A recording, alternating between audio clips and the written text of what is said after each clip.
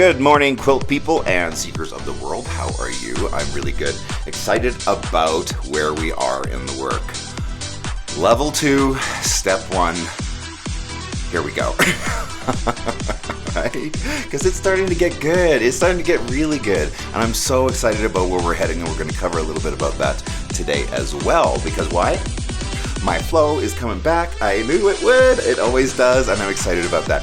So, like we were talking about before, level 1 was really just us in the world getting right with our surroundings, not being triggered by the outside world, and most importantly, understanding the separation of self to others, right? Like, where am I versus them? And if they're acting in some kind of way, does that trigger me? Does that make me feel or act in some kind of way? Or am I detached from that enough in order to remain seated in self and just vibe, right?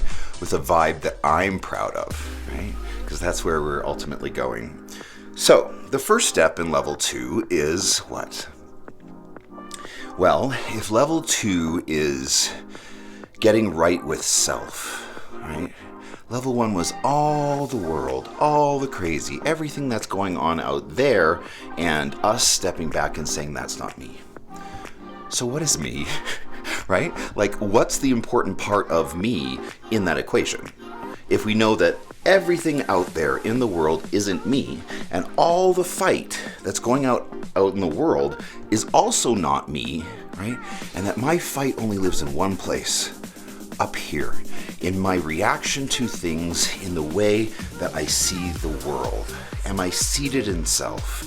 Am I noting everything that's going on in the world and using that as information to inform me? Am I also seated in self with heart-led spirit, so that when somebody is acting inappropriate or unloving, that I can see that as a cry for love? I love Marianne Williamson's saying. She says, everything is either love or a cry for love. It's one thing I cover in my book, Foreign to Me. It's really a self, discovery kind of trek that my main character goes on. And in the book, he talks about how he didn't understand his behavior as a younger man until he saw the African proverb that, those thrown out of the village will burn it down in order to feel its warmth, right? And so, that was an important part in my process, right? To understand where I am. Is that triggering? Is that, what is that? And where can I find solidity of self? This channel will always be dedicated to one thing: becoming master and commander of you, not becoming master and commander of the world, right? So if we understand that, and we're now in level 2, and level 2 is about not only self, but also self-honor. The first step in level 2 is identifying your story. What's your story? Do you have a sad story? Do you have a happy story? What's the story of your life? So that's the first thing we really need to excavate is, what's my story? What is my story? And does that need to change? Oh, goodness. So my sad story is that we've all heard it here so many times, right? Like, my upbringing was super tough in that I was raised in an environment that was fundamentally opposed to queer expression. And here I am, just queers. Hello? Right? It's the kind of gay you can't hide. Right? So if we understand that the first step is in identifying our story. My sad story goes something like this, right? Tough childhood, was abandoned by my family, had a horrible relationship with my brother that was super painful and hurtful, and that when I launched my books, none of my friends showed up. Like, this is my sad story, right? But what else is my story? What else can I replace with that is also true, that I can also hang my hat on, that I can also build a life from? Because if you're hanging on to a sad story, right? You're not going to be propelled quickly or smoothly into the direction that you're heading. Why? Because it's filled with complaint. It's filled with like just garbage. It's like trying to run a marathon in a dirty diaper.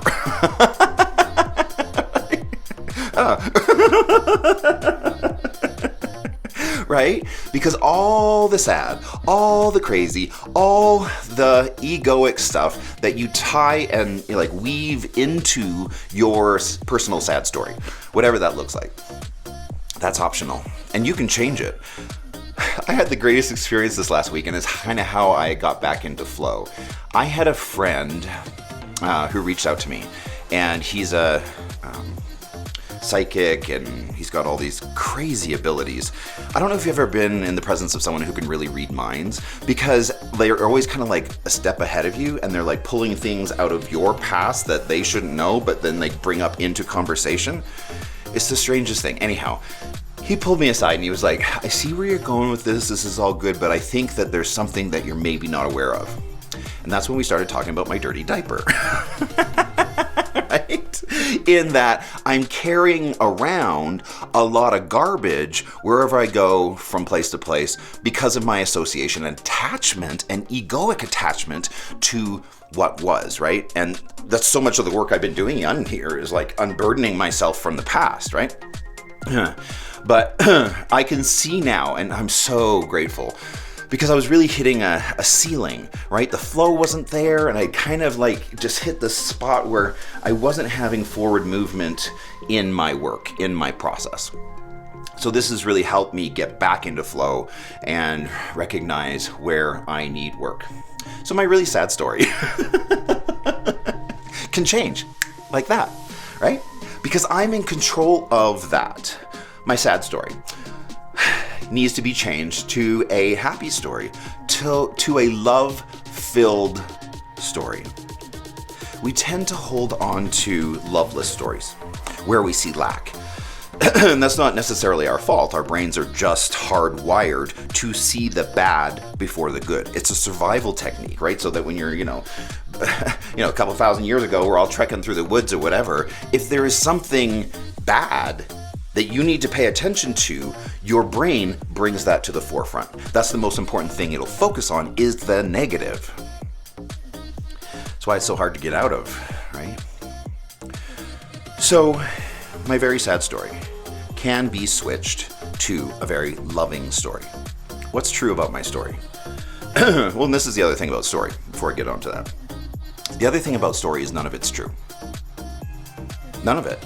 Because it's not happening now. You're attaching to an illusion of what was, most of which is not true. And most of which you can change on your own say-so. Story. Watch out for story.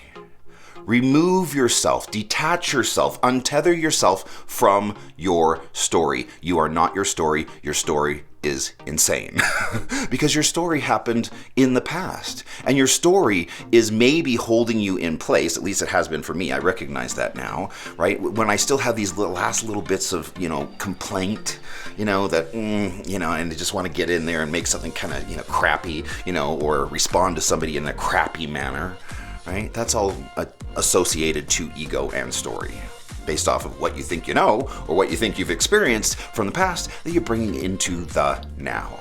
None of your story is true. None of it. Because you're not seeing it through the lens of how it actually happened. You're seeing it through the lens of you. And that's not what happened. That's a portion of what happened, but it's not the whole story. So, my sad story can be changed to a loving story. My parents did the best they could. My parents loved me. I know that they loved me. And that even though they had access to some, maybe not up-to-date information or not loving information by way of their religion, that doesn't mean that they didn't love me, that they didn't encourage me, that they didn't see me. Even though that's how it felt to me, they were doing those things. I just wasn't receiving it. Because I was shut down, right? And it's just not possible to have a person who's attacking you and loving you at the same time and let them get in either direction. No. Right? we all did the best we could given the situation that we had in just the confluence of events of, religion versus very gay child. Right? My parents loved me. Oh my gosh, my parents loved me so much. Right? They went out of their way. They mortgaged their house to send me to ballet school. My parents loved me. Do you see how we can change our story and not hold on to the dirty diaper, to the shitty stuff, right? Just let that go. That is a you thing. What else is in my sad story? Okay, my relationship with my parents, my relationship with my brother. Oh my gosh. Because this is the thing. When you get out of the lens of the ego, and there is no bad guy, and that we're all doing the same thing, on the same mountain, headed in the same direction, right? When you get out of good and bad, right and wrong, and we're all the same, and we're all searching for love, and we're all expressing things either as love or a cry for love. My brother hasn't had an easy life either, by any means. And for me to feel continually wounded by things from the past doesn't allow for healing in today when maybe he needs it most. He's been diagnosed with cancer. I mean, he's going to be a cancer patient for the rest of his life. Again, we can get into that.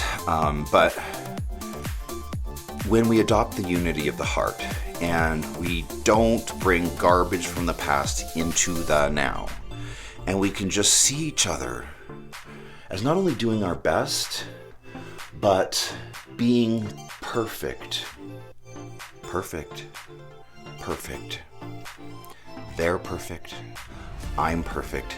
There is nothing to forgive. Ever. Because there is no sin. There is nothing wrong. Everything's in good care and it's all right on time. That's where we are. Right? According to the lens of love, according to, the generosity of spirit, that's where we are. Now, the ego, on the other hand, it wants to be hurt, it wants to be wounded, it wants to attach to story, it wants to attach to what was. But all that stuff is illusion. The number one enemy in the work is illusion. Not dealing in what is.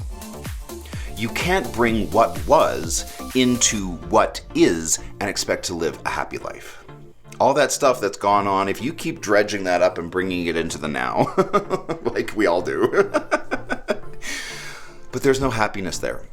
There's no happiness there because that's all attached to story and ego. Where are we going?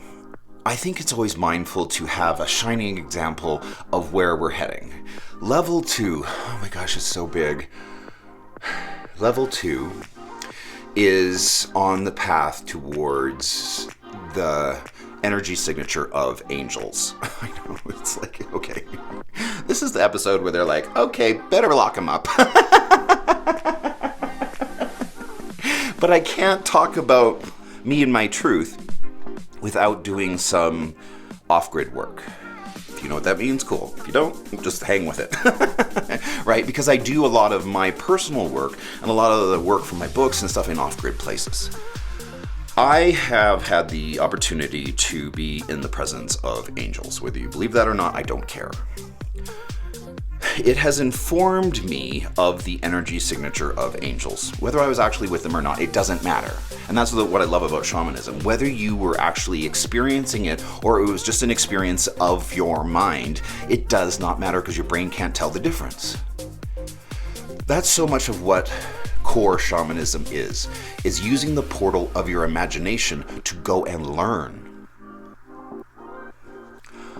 Being in the presence of angels is unlike anything that you can describe.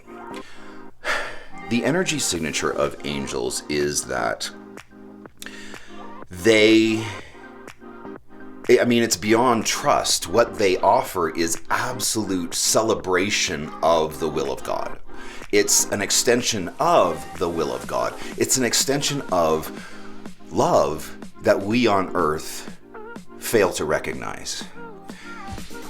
They have trust absolute in what is. That's the thing.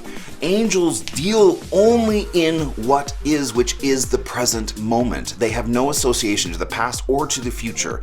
And what comes into them by way of universal information gets reflected back out into the universe 1,000 times fold. And their level of celebration and trust in the intelligence of the universe is such that if you were to walk up to one of them and shoot them in the face, they would not waver. Even that would be celebrated, because if it's happening, it is part of God's plan. And that's what they're celebrating. Everything. The good, the bad, the stuff you understand, the stuff you don't understand, they just celebrate it because they celebrate God's will and God's expression in the universe. That's all they do, is they just radiate back out what's coming into them by way of God's information. They are, like the next tier down that does a lot of the work. Anyhow, to be in the presence of angels is to understand love. Is to understand a level of trust that we do not see on earth. Is to understand that where we're heading is absolute trust in the universe, absolute celebration of what is without us tainting what is with what was or what's yet to be. So if that's where we're heading, and we know, at least for me, I understand the energy signature of an angel, right? At least to my understanding. That's probably going to evolve, change, at some point. But where I am right now, this is what I know. So to understand that level of trust in that, again, like nothing can throw them. They are always in, hallelujah celebration of what is, no matter what is, and whether you like it or not, whether you have any association or attachment to it. They are unwavering in that trust, in all that they do. Because that's the bringer of light. That's the breaker of chains. To bring that level of love to all situations is our only job. To all situations. So that we can start to get humans back into the resonance of Gaia and not the resonance of ego, which is where all the crazy lives, right? So my exchange with angels has happened a couple times in my life, and it's something that's really detailed in book 4 of my Language and Light series. And so if you want to read the whole experience, it's there for you. But again, the one thing I just want you to understand is the resonance of angels. What's the energy signature of them? That's where we're trying to go. That's what we're trying to adopt, is that absolute trust and being in God's plan, right? One thing I wish that the Western world could adopt a little bit more from indigenous communities is the concept of self-honor. That's ultimately level 2, self-honor. Because when you understand self-honor and honor of self, you understand that that is an expression of God. It's like the angels do, right? Like they celebrate and they're open to everything that is a part of God's plan, and they don't question it ever.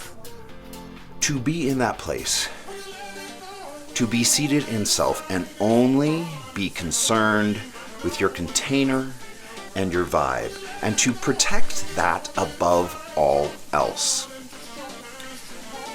Huge part of self-honor is, right, that expression and exchange of, that you get into in meditation, where you start to really feel that flow, right, between you and that exchange of energy with everything around you.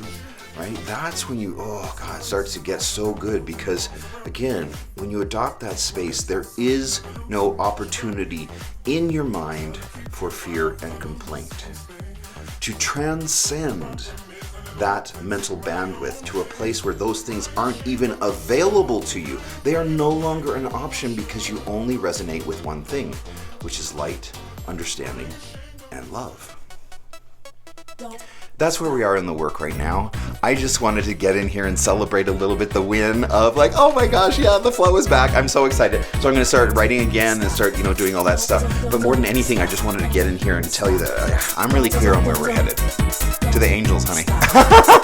Here we go. I hope you're doing well. Talk to you soon. Bye.